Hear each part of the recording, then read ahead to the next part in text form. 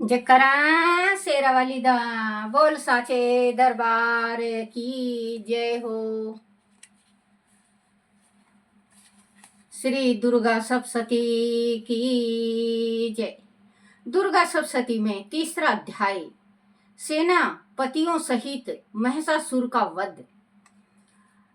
महर्षि मेधा ने कहा, महिषासुर की सेना नष्ट होती देखकर उसे सेना का सेनापति चिछुर क्रोध में भर देवी के साथ युद्ध करने के लिए आगे बढ़ा। वह देवी पर इस प्रकार बाणों की वर्षा करने लगा मानो सुमेरु पर्वत पानी की धार बरसा रहा हो। इस प्रकार देवी ने अपने बाणों से उसके बाणों को काट डाला तथा उसके घोड़े व सारथी को मार दिया। साथ ही उसके धनुष और उसकी अत्यंत ऊंची ध्वजा को भी काट कर नीचे गिरा दिया। उसका धनुष कट जाने के पश्चात उसके शरीर के अंगों को भी अपने बाणों से बीन दिया। धनुष, घोड़े और सारथी के नष्ट हो जाने पर वह असुर ढाल और तलवार लेकर देवी की तरफ आया। उसने अपनी तीक्ष्ण धार वाली तलवार से देवी के सिंह के मस्तक पर प्रहार किया और बड़े वेग से देवी की बाई भुजा पर वार किया, किंतु देवी की बाई भुजा को छूते ही उस दैत्य की तलवार टूटकर दो टुकड़े हो गए। उससे दैत्य ने क्रोध में भरकर शूल हाथ में लिया और उसे भद्रकाली देवी की ओर फेंका। देवी की ओर आता हुआ वह शूल आकाश से गिरते हुए सूर्य के समान प्रज्वलित हो उठा। उस शूल को अपनी ओर आते हुए देखकर देवी ने भी शूल छोड़ा और महाअसुर के शूल के 100 टुकड़े कर दिए और साथ ही महाअसुर के प्राण भी हर लिए। चिछुर के मरने पर देवताओं को दुख देने वाला चमार नामक दैत्य हाथी पर सवार होकर देवी से लड़ने के लिए आया और उसने आने के साथ ही शक्ति से प्रहार किया, किंतु देवी ने अपने हुंकारे से ही उसे तोड़कर पृथ्वी पर डाल दिया। शक्ति को टूटा हुआ देखकर दैत्य ने क्रोध से लाल होकर शूल को चलाया, किंतु देवी ने उसको भी काट दिया। इतने में देवी का सिंह उछल कर हाथी के मस्तक पर सवार हो गया और दैत्य के साथ बहुत ही तीव्र युद्ध करने लगा। फिर वह दोनों लड़ते हुए हाथी पर से पृथ्वी पर आ गिरे और दोनों बड़े क्रोध से लड़ने लगे। फिर सिंह बड़े जोर से आकाश की ओर उछला और जब पृथ्वी की ओर आया तो अपने पंजे से चमार का सिर धड़ से अलग कर दिया। क्रोध में भरी हुई देवी ने शिला और वृक्ष आदि की चोट से उदय ग्रह को भी मार दिया। कराल को दांतों, मुक्कों और थप्पड़ों से चूर्ण कर डाला। क्रोध हुई देवी ने गदा के प्रहार से उदयत दैत्य को मार गिराया। भिंदापाल से वात्स्यकाल को बाणों से तमार तथा अंधक को मौत के घाट उतार दिया। तीनों नेत्र वाली परमेश्वरी ने त्रिशूल से उग्र वीर और महाहनु नामक राक्षसों को मार गिराया। अब उसने अपनी तलवार से बिंडल नाम दैत्य का सिर काट डाला तथा अपने बाणों से धर और दुर्मुख राक्षसों को यमलोक को पहुंचा दिया। इस प्रकार जब महिषासुर ने देखा कि देवी ने मेरी सेना को नष्ट कर दिया है तो वह भैंसे का रूप धारण कर देवी के गणों को दुख देने लगा।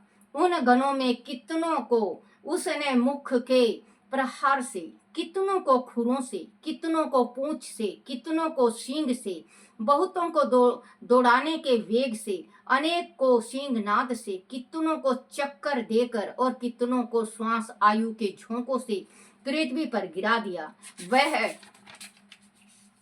दैत्य इस प्रकार गणों की सेना को गिरा देवी के सिंह को मारने के लिए दौड़ा। इस पर देवी की बड़ा गुस्सा देवी को बड़ा गुस्सा आया। उधर दैत्य भी क्रोध में भरकर धरती को खुरों से खोदने लगा तथा सींगों से पर्वतों को उखाड़ उखाड़ कर धरती पर फेंकने लगा और मुख से शब्द करने लगा।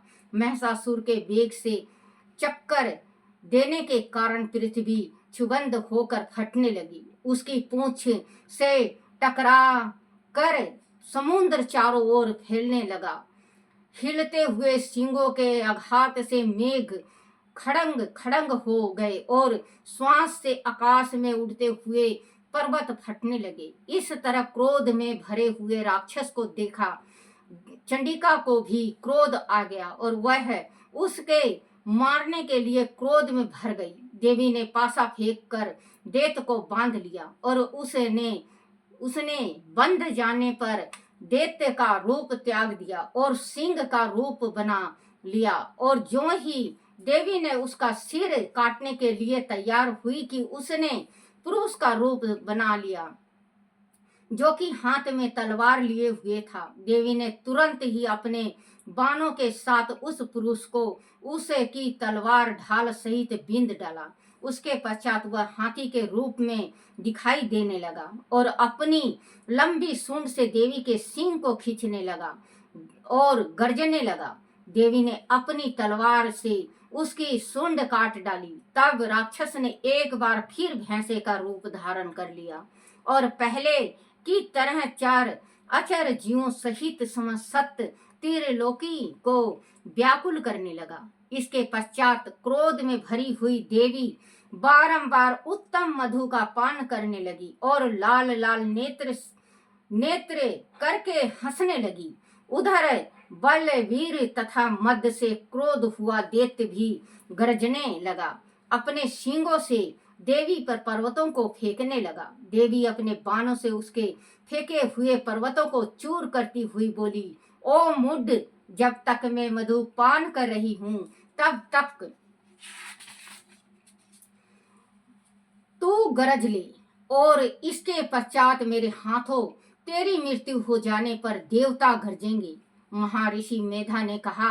यूं कहकर देवी उछलकर उस दैत्य पर जा चढ़ी और उसको अपने पैर से दबाकर शूल से उसके गले पर आघात किया। देवी के पैर से दबने पर भी दैत्य अपने दूसरे रूप से अपने मुख से बाहर होने लगा। अभी वह आधा ही बाहर निकला था कि देवी ने अपने प्रभाव से उसको रोक दिया। जब वह आधा निकला हुआ ही दैत्य युद्ध करने लगा तो देवी ने अपनी तलवार से उसका सिर काट दिया। इसके पश्चात सारी राक्षस सेना हाहाकार करती हुई वहां से भाग खड़ी हुई और सब देवता अत्यंत प्रसन्न हुए तथा ऋषि महर्षियों सहित देवी की स्तुति करने लगे। गंधर्व राज गान करने लगे तथा अप्सराएं नृत्य करने लगी। बोलो श्री दुर्गा सप्तशती की जय हो। जय मेरी माँ शक्ति। हे मेरी माँ दया करो, दया करो, दया करो मेरी माँ, दया करो। हे मेरी माँ जगत जननी दया करो। हे मेरी माँ भूल से, चूक से, गलती से अगर कोई टूटी हो गई हो मुझे क्षमा करना, क्षमा करना। हे मेरी माँ शक्ति आप सभी की झोली भरना, निर्धन को धन देना, बांझ को पुत्र देना। हे मेरी माँ शक्ति संसार का भला करना, निर्धन को धन देना, कुंवारी लड़की को सुंदर सा वर और घर देना। हे मेरी माँ मैंने थोड़ा सा भी भक्ति की हो जगत और संसार का भला करना। जकरा शेरवाली दा बोल साचे दरबार की जय। क्षमा याचना। हे परमेश्वरी मेरे द्वारा रात दिन सहस्त्रों अपराध होते रहे हैं। अंत आप मुझे अपना सेवक समझकर कृपा पूर्वक मेरे उन अपराधों को क्षमा करो। ना तो मैं आवाहन करना ही जानता हूँ, ना विसर्जन करना ही जानता हूँ और ना पूजा ही करना जानता हूँ। हे परमेश्वरी, मुझे क्षमा करो। हे सुरेश्वरी, मैंने जो मंत्रहीन, क्रियाहीन और भक्तिहीन पूजा किया है वह सब आपकी दया से पूर्ण हो। सैकड़ों अपराध करके भी भक्त आपकी शरण में आकर केवल जगदम्बा कह कर ही मोक्ष को प्राप्त करते हैं, जिसे ब्राह्मण देवगण भी पाने में असमर्थ होते हैं। हे जगदम्बिका, मैं अपराधी हूँ, किंतु आपकी शरण में आया हूँ। अंत इस समय में दया का पात्र हूँ।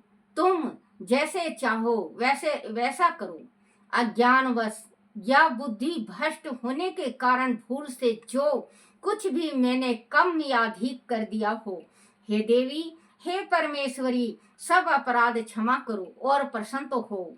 हे जगत माता, हे कामेश्वरी, सच्चिदानंद स्वरूपिणी परमेश्वरी, आप प्रेम पूर्वक मेरी यह पूजा स्वीकार करो और मुझ पर प्रसन्न हो। आप गुप्त से भी गुप्त की रक्षा करने वाली हो। आप मेरे किए हुए इस जाप को ग्रहण करें, करके मेरे सभी अपराध को क्षमा करो। हे देवी, हे परमेश्वरी, आपकी कृपा से मुझे सिद्धि की प्राप्ति हो। जयकारा शेरा वाली दा, बोल साचे दरबार की जय हो। हे मेरी माँ शक्ति, दया करो, दया करो, दया करो। हे मेरी माँ जगत जननी, दया करो, दया करो, दया करो। हे माँ भवानी, आपका ही सहारा है। हे मेरी माँ जगत जननी, मेरी माँ भवानी, जय माँ, जय मेरी माँ शक्ति।